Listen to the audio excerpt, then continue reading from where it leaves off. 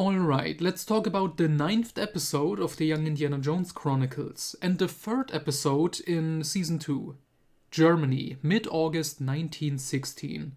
Written by Jonathan Hensley, directed by Simon Windsor. I don't have much to say about this one. This episode is a straight sequel to the last one, both in the main story and in the bookends with Old Indy in the 90s. After assaulting that donut shop employee, Old Indy is brought to jail, and in jail he makes escape plans, and he tells his inmates about, the first time he escaped the prison, which was in World War I, after the events of the last episode where he was captured by the Germans. And then the main episode is basically a prison escape. Well, two actually.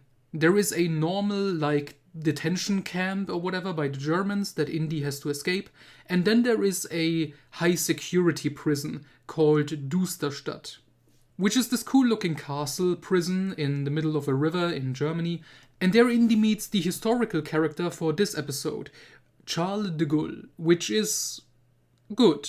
It works, it doesn't matter if you know who that is or not. His character makes sense and works within this story. He's kind of maybe the weakest historical character we had so far in the show. Because I'm thinking we had, Lawrence of Arabia in the first episode. He was memorable, fucking Roosevelt was memorable, Albert Schweitzer was the best one, by far, I think.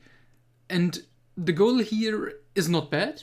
He serves his purpose, I don't think the acting is bad or anything, but he's just not as memorable as these other characters. There isn't much else to say. It's a solid episode, solid acting, solid directing, and, just a fun little prison escape story.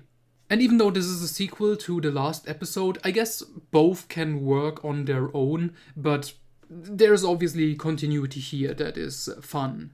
This one makes sense why it got paired up later on with, the Adventures of Young Indy re-releases.